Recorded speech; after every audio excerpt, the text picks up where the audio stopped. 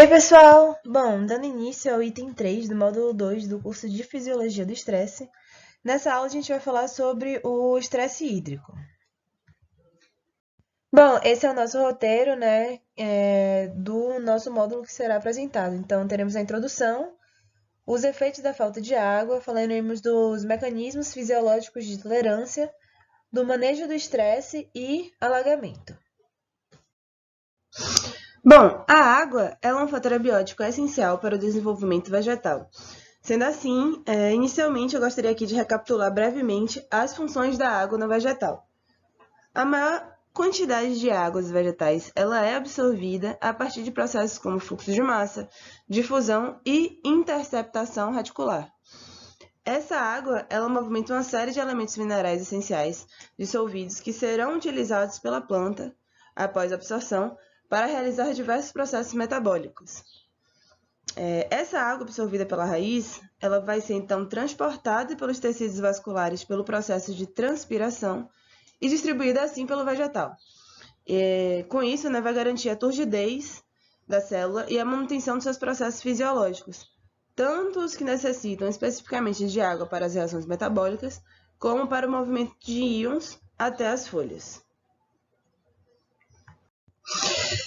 Bom, e como a planta responde à deficiência hídrica? Seria o déficit hídrico, né? Como foi estudado no primeiro item do módulo 2, o estresse hídrico pode ser desencadeado por qualquer condição ambiental que impeça a planta de exercer seu potencial fisiológico pleno. Sendo assim, a falta de água ela pode causar a desidratação das células, afetando diretamente o turgor hídrico. E essa desidratação ela vai aumentar a concentração de íons dentro do vegetal, o que pode torná-los citotóxicos, né? Bom, essa imagem ela exemplifica como a diminuição no teor de água aumenta a concentração dos íons dissolvidos. Do lado esquerdo, a gente tem uma solução com a quantidade de íons representados pelas bolinhas vermelhas. E na direita, temos uma solução com a mesma quantidade de íons, só que com menos água. E vejam, como a concentração aumentou. Da mesma forma, quando a planta começa a desidratar, a concentração de íons ela aumenta, causando a diminuição da pressão reticular. Isso vai desencadear uma série de sinalizações que induzem a produção do fito-hormônio ácido abscísico, que promove o fechamento estomático.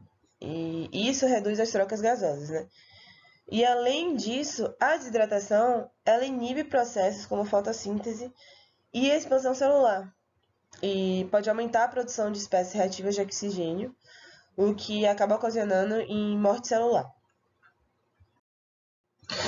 Para contornar esses danos fisiológicos, as plantas elas desenvolveram uma série de adaptações evolutivas, morfológicas e bioquímicas, que conferem a estas uma certa tolerância, Entre esses mecanismos, a gente pode citar a capacidade de algumas espécies vegetais de completarem o seu ciclo de vida antes que chegue o período de seca. É um fenômeno recorrente em plantas de deserto, que para conseguir perpetuar a espécie e não ser extinta, acaba desenvolvendo mecanismos adaptativos que permitem que seja possível completar o seu ciclo de vida durante as estações chuvosas. Outro mecanismo de tolerância é o hidrotropismo.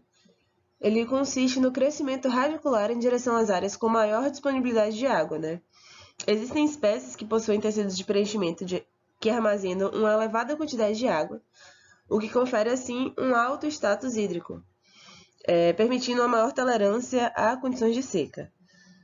A redução da evapotranspiração também é um importante mecanismo para o aumento da tolerância ao estresse hídrico, a partir da regulação osmótica. Ou melhor dizendo, a indução ao fechamento estomático que faz com que a planta diminua a sua atividade metabólica, permitindo que ela sobreviva por mais tempo. Adaptações osmóticas em condições de falta de água ou salinidade nas quais a planta fica em condição de baixo potencial hídrico, o acúmulo de solutos orgânicos e inorgânicos acaba ajudando o vegetal a manter o seu turgor hídrico, aumentando assim a capacidade da raiz de captar água e proteger enzimas macromoléculas celulares da atividade de espécies reativas de oxigênio. Parte dessas regulações fisiológicas são moduladas por fito-hormônios. Em um lado, a gente tem os hormônios que estão relacionados com a promoção do crescimento, tais como auxinas, giberelinas e citocininas. E já por outro lado, a gente tem os hormônios que inibem esse crescimento vegetal, que é o caso do ácido abscísico, o etileno e as poliaminas. O balanço desses hormônios pode induzir processos fisiológicos e acabar ajudando a mitigar os danos causados pela falta de água. Bom, por último, a gente pode citar a atividade antioxidante como um dos mecanismos que minimiza o estresse oxidativo causado pelo déficit hídrico. O aumento da atividade de enzimas antioxidantes como superóxido dismutase, catalase, peroxidase e glutationa redutase, assim como o aumento da concentração de compostos antioxidantes não enzimáticos como o ácido ascórbico, prolina e os fenóis, ajudam a conter o estresse oxidativo causado pelo déficit hídrico.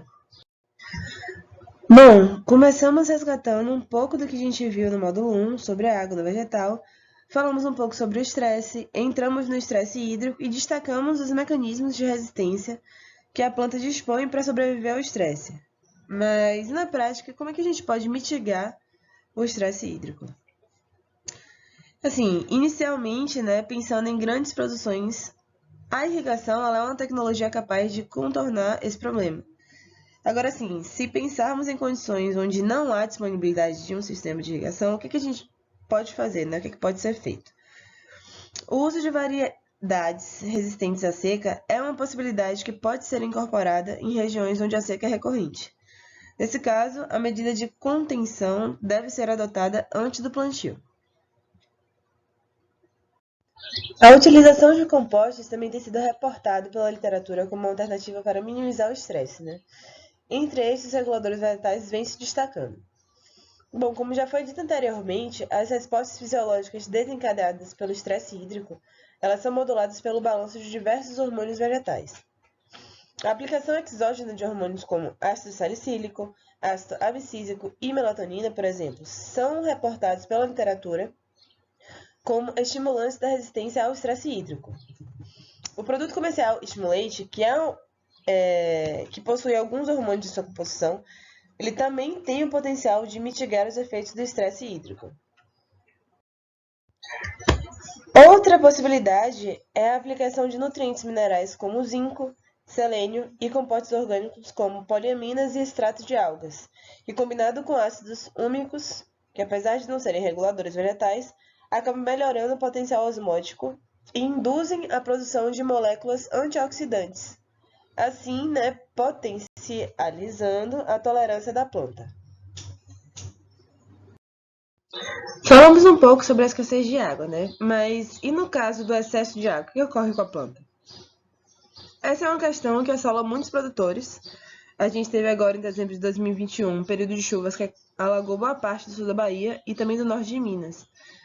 Em situações de alagamentos, os níveis de oxigênio na superfície da raiz acabam decrescendo drasticamente, visto que os macroporos do solo eles estão saturados por água. O que deveria ser ocupado por ar está ocupado por água. A gente viu no módulo 1 que a respiração celular ela precisa de oxigênio para acontecer. A diminuição da concentração do oxigênio acaba inibindo a respiração celular das raízes e acarreta processos de fermentação. Isso vai gerar uma série de distúrbios fisiológicos em grande parte das espécies vegetais. Uma possível solução para áreas onde normalmente ocorrem alagamentos é a instalação de sistemas de drenagem, porque essa tecnologia ela deve ser implementada antes do plantio das culturas e tem um alto valor de implementação, não sendo viável em todos os casos, infelizmente. Bom, mas e o arroz, por exemplo? O que faz com que consiga sobreviver em ambientes inundados? Bom, algumas espécies possuem mecanismos de resistência fisiológica e genética para sobreviver em ambientes inundados. O arroz é uma dessas espécies. Ele, além de possuir genes que induzem a produção de fito-hormônios de crescimento quando expostos a ambientes alagados, ele também possui um tipo de tecido de preenchimento, que é chamado de arênquima, que permite a passagem de gases da atmosfera para as regiões intracelulares, o que permite a chegada de oxigênio nas estruturas submersas como as raízes. E no caso da hidroponia, que em alguns casos as raízes elas ficam completamente submergidas, Bom, em sistemas hidropônicos, a oxigenação da água é um fator extremamente fundamental para o desenvolvimento das culturas. Nessa imagem, a gente pode ver dois modelos de sistemas hidropônicos, onde no primeiro, as raízes elas ficam completamente submersas na solução nutritiva. Porém, nós temos um sistema de bombeamento de ar que permite a oxigenação dessas raízes, assim possibilitando a respiração celular. Já no segundo exemplo, as raízes elas ficam constantemente sendo umedecidas por uma lâmina de água, mas não há uma submersão completa das raízes, o que também acaba possibilitando a respiração celular. Esse método ele é normalmente chamado de uma técnica de filme nutritivo, pois as raízes são banhadas por uma fina camada de água, né? A gente chama de NFT, Nutritive Film Technique.